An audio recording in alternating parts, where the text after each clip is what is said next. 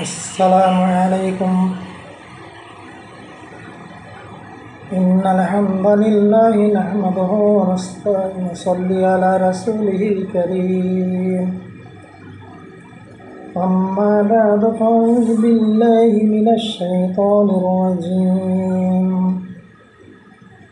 بسم الله الرحمن الرحيم.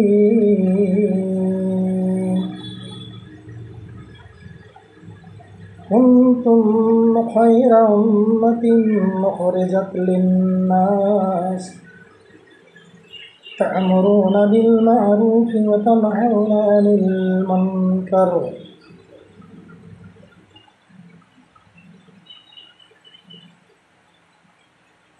وعن أبو أيوب الأنصاري رضي الله عنه أبي أيوب الأنصاري رضي الله تعالى عنه قال وعن النبي صلى الله عليه وسلم من صام رمضان ثم اتبعه ستا من شوال فذلك صيام الدهر. رواه तिरमिजी। हदीस नंबर 759। আবু দাউদ 4443, মুসলিম শরীফে 92। সমস্ত শিক্ষাত সেই মহান আল্লাহ তাআলার অতঃপরমার বিশ্বের শিক্ষাগুরু নুরুল আলামিন আরলাল ফায়দার মদিনা আহমদ মুস্তাফা মোহাম্মদ মুস্তাফা সাল্লাল্লাহু আলাইহি সাল্লামের পর আমাদের তরফ থেকে আল্লাহর অবদান শান্তি বর্ষিত হোক। আল্লাহুম্মা আমিন। আল্লাহুম্মা সাল্লি আলাইহি আল্লাহুম্মা বারিক আলাইহি। দূরের সামিঈন ও নাজরিন, মহান আল্লাহ তাআলার কৃতজ্ঞতায় আপনাদের সম্মুখে মহান আল্লাহর একটি আয়াত উপস্থাপন করেছি এবং তার সঙ্গে কয়েকটি হাদিস উপস্থাপন করব। যেহেতু রমজানুল মুবারককে অতিবাহিত করে এসেছি, আমরা শাওয়াল মাসে পদার্পণ করেছি। সেই পরিপ্রেক্ষিতে শাওয়াল মাস সম্পর্কে এবং কয়েকটি হাদিস তারই প্রেক্ষিতে উপস্থাপন করতে যাচ্ছি। দূরের নাজরিন ও সামিন বন্ধুবর্গকে সালাম, আন্তরিক শুভেচ্ছা।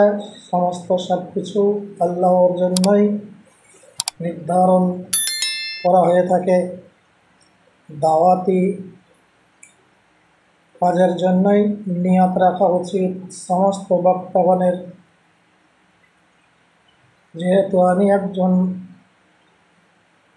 আল্লাহ তাআলার দাওয়াতের জন্যই এই সমস্ত কার্যকলাপগুলো অর্থাৎ ভিডিওগুলো বানিয়ে থাকি এবং আপনাদের সম্মুখে উপস্থাপন করে থাকি। আপনারা আমার ভিডিওগুলোকে বেশি বেশি শেয়ার করবেন এবং দেখবেন, শুনবেন, লাইক দিবেন। মহান আল্লাহ তাআলা উৎকৃষ্ট করে পৃথিবীর বুকে প্রেরণ করেছেন মানব জাতিকে। কিসের জন্য? মহান আল্লাহ বলছেন কুনতুম খায়রা উম্মাতিন উখরিজাত লিন-নাস, মানব মণ্ডলী হতে বের করা হয়েছে তা'মুরুনা বিল মারুফ ওয়া তানহাউনা আনিল মুনকার। এই জন্যই ভালো জিনিসের উপদেশ দিবেন, ভালো কাজের উপদেশ দিবেন এবং মন্দ কাজ থেকে বিরত থাকার জন্য নির্দেশ দিবেন। এই তো হচ্ছে মূল দাওয়াতের কথা। সেই প্রেক্ষিতে আমি কয়েকটি হাদিস আপনাদের সম্মুখে শাওয়াল মাসের ক্ষেত্রে বলতে চাইছি এবং সেই সঙ্গে দু একটি হাদিস এই ভিডিওতে বলতে চাইছি। আবি সাঈদ আল-আনসারী রাদিয়াল্লাহু তাআলা আনহু আইয়ুব আল-আনসারী রাদিয়াল্লাহু তাআলা আনহু থেকে বর্ণিত তাহলে নবী সাল্লাল্লাহু আলাইহি সাল্লাম, নবী করিম সাল্লাল্লাহু আলাইহি সাল্লাম বলেছেন, মানে শামা রমজানা, যে ব্যক্তি পূর্ণ একটি মাসের শাম পালন করল, তুম্মা ইত্তিবাআহু সিত্তান মিন শাওয়ালিন, পুনরায় সে অনুসরণ করিল শাওয়ালের 6টি সিয়াম পালন করল, অনুসরণ করে। তো আল্লাহর নবী সেই ক্ষেত্রে বলছেন ফাযালিকা সিয়ামুদ্দাহর, তার এই 6টি শাম পালন করার ক্ষেত্রে এমন একটি কথা বললেন, ফাযালিকা, এটাই হলো তার জন্য সিয়ামুদ্দাহর, সারাটি বছর যেন সে রোজা মানে শাম পালন করলো।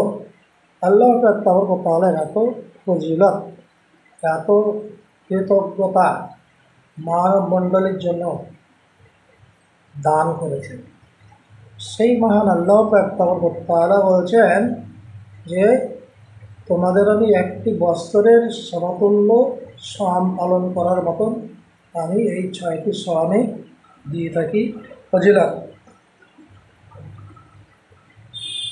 হাদিস নাম্বার হচ্ছে 759, তিরমিজি শরীফের হাদিস। আবু দাউদের বলা হচ্ছে 2443, আর মুসলিম শরীফের হাদিস হচ্ছে কি এখানে 92। আল্লাহ পাকের নবী এই হাদিস বর্ণনা করে বোঝাতে চাইলেন যে শাওয়ালের 6টি শাম যে ব্যক্তি যে বান্দাবান্দি পালন করেন তার জন্য একটি বৎসরের শাম পালন করার মতো ফজিলত দেওয়া হয়। আবু হুরায়রা রাদিয়াল্লাহু তাআলা আনহু বর্ণনা করেছেন, ক্বাল রাসূলুল্লাহ সাল্লাল্লাহু আলাইহি ওয়াসাল্লাম, তিনি বর্ণনা করেছেন নবী সাল্লাল্লাহু আলাইহি ওয়াসাল্লাম বলেছেন, আফজালুস সিয়ামু বা'দা রমাদানা, উৎকৃষ্ট মূল্যবান শাম রমজানের পরে শাহরুল্লাহ, আল্লাহ মাস, শাহরুল্লাহিল মুহররম, মুহররম মাসটি হচ্ছে কি আল্লাহ তাআলার মাস বলে আখ্যায়িত করেছেন আল্লাহ নবী। তো আফজালুস সালাত বা'দা সালাতিল ফারিজাতি সালাতুল লাইল, বলছেন উৎকৃষ্ট সালাত হচ্ছে কি ফরজ সালাতের পরে সালাতুল লাইল, রাত্রের সালাত হচ্ছে উৎকৃষ্ট। যেমন নফল সিয়াম পালন করার জন্য বললেন 6টি শাওয়ালের শাম, এবং বলা হচ্ছে যে মুহররম মাসে পেয়েছে 2টি সিয়াম পালন করার কথা আল্লাহ পাকের নবী বললেন, যেহেতু আল্লাহ মাস বলছেন শাহরুল্লাহুল মুহররম, বলছেন শাহরুল্লাহিল মুহররম, মুহররম মাসটা আছে আল্লাহ।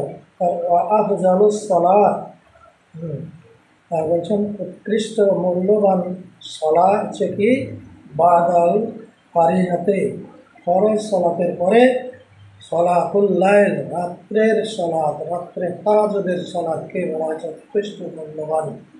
বেতের তাহাজ্জুদ সহ বেতের ফরজে এই আল্লাহর বান্দাবান্দি রাত্রের অন্ধকার ঘনঘটে আল্লাহ তাআলা তার মূল্য অনেক অনেক দিয়ে থাকে আমাদের ঘরে। মুসলিম শরীফের এই হাদিসটি বর্ণনা করেছেন আল্লাহ নবী, বলছেন 84 নম্বর হাদিস। 84 নম্বর হাদিসে আল্লাহ তাআলা বলতে চেয়েছেন যে এইরকম এত প্রিয় উৎকৃষ্ট মূল্যবান সময়ে, যারা সময়ের গুরুত্ব দেয়, যেমন যৌবনকালে যুবকেরা এই সমস্ত কাজগুলো করতে পারবে, এবং বৃদ্ধ বয়সে করা তাদের পক্ষে অসম্ভব হয়ে পড়ে। কিন্তু পৃথিবীতে যারা এখন বর্তমান জীবিত যুবক সম্প্রদায়, তাদের জন্য এই সমস্ত অতি মূল্যবান সময় অতিবাহিত হয়ে যাচ্ছে।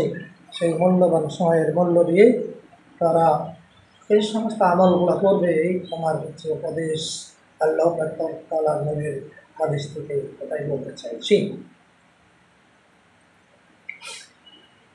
আরেকটি হাদিস আছে, এরই প্রেক্ষিতে আবু সাঈদ আল খুদরি রাদিয়াল্লাহু তাআলা আনহু বর্ণনা করেছেন, নবী সাল্লাল্লাহু আলাইহি ওয়াসাল্লাম বলেছেন, মান সামা ফি সাবিলিল্লাহ, যে ব্যক্তি আল্লাহ তাআলার রাস্তায় একটি মাত্র শাম পালন করবে, তো আল্লাহ ওয়াজহাহু আনিস নারে সাবঈনা খরিফান, একথা আল্লাহ তাআলা বলেছেন। আল্লাহর রাস্তায় অর্থাৎ বলতে গেলে জিহাদের ময়দানে যখন জিহাদ চলছে, যুদ্ধ চলছে, সে মতো পরিস্থিতিতে যদি কোনো বান্দা আল্লাহ সেই যুবকের ঢালেরাই তো যুদ্ধ করে, বৃদ্ধ বয়সে যুদ্ধ করার ক্ষমতা থাকে না, তরবারি ধরার ক্ষমতা থাকে না, সেই যুবক সম্প্রদায় যখন যুদ্ধের ময়দানে একটি সম আল্লাহ রাস্তায় পালন করে যদি করে, সে ব্যক্তিকে আল্লাহ তাআলা বলছেন কি মানে সামা ফি সাবিলিল্লাহ, আল্লাহ রাস্তায় বলতে গিয়ে জিহাদের ময়দানে সম অবস্থায় যুদ্ধের ময়দানে যুদ্ধ করছে, সে ব্যক্তির জন্য বলছেন বুগদ আল্লাহ, দূরে রাখবেন আল্লাহ, ওয়াজহাহু তার চেহারা মুখমণ্ডল, অনিন নারে আল্লাহ তাআলা যে জাহান্নামের আগুন ৭৭,০০০ বছর ধরে তৈরি করে রেখেছেন জাল দিয়ে দিয়ে, সেই জাহান্নামে করতে হবে মানব সম্প্রদায়কে। সেই কী হয়েছে আল্লাহ তাআলা জাহান্নামে দিবেন, তো তার এইরকম ব্যক্তির জন্য বলছেন ফি সাবিলিল্লাহ, আল্লাহ রাস্তায় যে একজন একটি সম পালন করবে তার জন্য ৭০ বছর দূরত্বে রাখা হবে তার মুখমণ্ডলটি, অর্থাৎ তাকে জাহান্নামের আগুন থেকে দূরে রাখা হবে।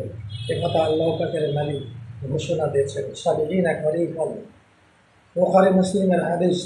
বলল এই জগতে আমরা বহু কিছু করে থাকছি, আল্লাহ তাআলার কৃষ্টি কালচার তাহাজ্জুদ তামাদ্দুন সমস্তকে ভুলে গিয়ে আমরা নিজ নিজ পেশায় মত্ত থাকছি, নিজ নিজ জ্ঞান গরিমায় আমরা বিভ্রান্তির মধ্যে পড়ে থাকছি, কিন্তু এই সমস্ত আমলগুলো করতে চাইছি আমরা করি না। আর যদি করে থাকি কোনো বান্দা যুবক সম্প্রদায় সেই রকম ক্ষেত্রে, তো আল্লাহ তাআলা যে তখনকার পিরিয়ডে তো যুদ্ধ করতে হতো, আরও যুদ্ধ চলতো, কিন্তু এখনকার যুদ্ধ নেই। মনের সঙ্গে নাফসের সঙ্গে যে সমস্ত যুবক সম্প্রদায়েরা যুদ্ধ করবে, আল্লাহ তাআলার রাস্তায় একটি সম পালন করবে, সেই সমস্ত ব্যক্তিদের জন্যই আল্লাহ বলছেন ৭০ বৎসরের দূরত্বে তার মুখমণ্ডল, অর্থাৎ তাকে দূরে রাখবেন।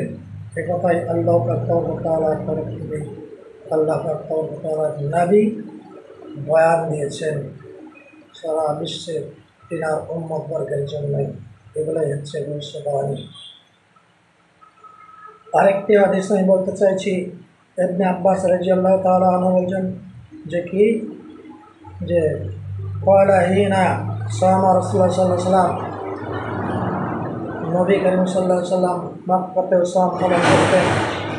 রাসূলুল্লাহ ইয়াউমা আশুরা, আশুরার দিন অর্থাৎ 10ই মুহররম সাম পালন করতেন, কিন্তু যখন মদিনায় হিজরত করে এলেন দেখা যাচ্ছে মদিনাবাসীরাও, ইহুদিরাও, নাসারারাও, খ্রিস্টানরাও হচ্ছে সেই সাম পালন করছে।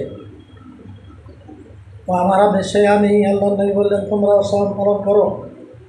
এই মতো পরিস্থিতিতে এক মানে ক্বালু ইয়া রাসূলুল্লাহ, সাহাবী বর্গরা বলে উঠলেন নবী সাল্লাল্লাহু আলাইহি ওয়াসাল্লামকে প্রশ্ন করে ফেললেন ইন্নাহু ইয়াউমুন ইউআজ্জিমুহু ইয়াহুদ ওয়ান নাসারা। আল্লাহ পাকের নবীকে বললেন, প্রশ্ন করলেন, হে আল্লাহর নবী, এই দিনটি তো কী করে থাকেন ইহুদি খ্রিস্টানরা কী করে সম্মান প্রদর্শন করে থাকে, সম্মান মানে সম্মান জানিয়ে থাকে। তারা তাদের ক্ষেত্র হচ্ছে জানানোর যে মুসা আলাইহিস সালাম পেয়েছে ফেরাউনের হাত থেকে মুক্তি পেয়েছিল, সেদিনকে ফেরাউন যে ধ্বংস হয়েছিল তার সেই মুসা আলাইহিস সালামের সম্মানার্থে এই দিন ছিল কি সেই আশুরা 10ই মুহররমের দিন ছিল। আল্লাহ তাআলা বলেছেন যে পেয়েছে মুহররমের 10 তারিখে সেই মুসা আলাইহিস সালামকে মুক্তি দেওয়া হয়েছিল ফেরাউনের হাত থেকে, তার জন্য তারা সম্মানার্থে কী করেন সেদিনকে সাম পালন করে থাকেন 10ই মুহররম। আল্লাহ তাআলা নবীকে যখন এই কথা বললেন তখন বলছেন ফাকাল রাসূলুল্লাহ সাল্লাল্লাহু আলাইহি ওয়াসাল্লাম, নবী সাল্লাল্লাহু আলাইহি ওয়াসাল্লাম লাইন বাকি তো এলা কাবিলিন, আমি যদি বেঁচে থাকি তার মোকাবেলায় কী করবো? আল্লাহ তাআলা নবী বললেন, লা আসুমান্না তাসিআ, আমি সেদিনকে কী করবো, অর্থাৎ ৯ মুহররম, ৯ মুহররম আমি সাওম পালন করব, এবং এই যে ১০ই মুহররম সাওম পালন করব। তোরা সাহাবী বর্গদেরকে বললেন, দিয়ে তার প্রতি বললেন, সাহাবী বর্গদেরকে সন্তুষ্ট করলেন। আর মুসলিম শরীফের ৮৬ নম্বর হাদিস উপস্থাপন করা হয়েছে। ৮৬ নম্বর হাদিসে কথা বললেন আল্লাহ নবী যে, আমি যদি আগামী বছর বেঁচে থাকি পৃথিবীর বুকে, তাহলে কী হবে? আমি ৯ তারিখ পর্যন্ত রোজা রাখবো, সাওম পালন করবো। তাহলে আমার বিপরীত করা হবে, ইহুদি খ্রিস্টানদের বিপরীত করা হবে, যে আল্লাহ তাআলার নবী এই নির্দেশনা, আল্লাহ তাআলা আগামী বৎসরের কথা যখন বললেন, নবী সাল্লাল্লাহু আলাইহি ওয়াসাল্লাম সেই আগামী বছর আর পৃথিবীতে ছিলেন না, ইহলোক ত্যাগ করে পরলোক ভ্রমণ করেছিলেন। যেহেতু কিনারার সেই কিয়ামতটা আসে, ৯ তারিখের সাওম পালন করা সম্ভব হয়নি। বন্ধু, আমাদের পৃথিবীর বুকে যারা আমরা তার উম্মত, কিনার উম্মত হিসেবে আছি, তার জন্য আল্লাহ তাআলা নবী বললেন, তাহলে এই হাদিসের আমল সারা পৃথিবীর উম্মত বর্গনা করবে কি ৯ এবং ১০ মুহররম কী করবে? সাওম পালন করবে, কথা বলে দিলেন, ঘোষণা দিলেন। তাই এই কথা বলার পরে একটি কথা আমি স্পষ্ট বলতে চাইছি, যেমন আমাদের রয়েছে বাংলাদেশের একজন প্রখ্যাত আলেম দ্বীন, তিনি সবসময় সর্বক্ষণের জন্য বলতে থাকেন, সহজে জান্নাত লাভ, সহজে জান্নাত লাভ করার জন্য সহজ আল্লাহ তাআলা বলে দিয়েছেন, সহজ করে দিয়েছেন। কি সহজ? এমনই সহজ করেছে, সহজ করেই জান্নাত লাভ করার উপায় দেখিয়ে দিয়েছেন। আন আব্দুল্লাহ ইবনে আমর রাদিয়াল্লাহু তাআলা আনহু قال قال رسول الله সাল্লাল্লাহু আলাইহি ওয়াসাল্লাম, উবুদু রহমান, হে বিশ্ব জগতের আল্লাহর উম্মত বর্গরা, তোমরা জেনে রাখো, আল্লাহর কী করো? ইবাদত করো, রহমানের ইবাদত করো। বলছেন রহমান অর্থাৎ আল্লাহ তাআলার ইবাদত, বন্দেগী, উপাসনা সমস্ত শিক্ষা দিয়ে গুণগান গুণকীর্তন করতে বলছেন। আর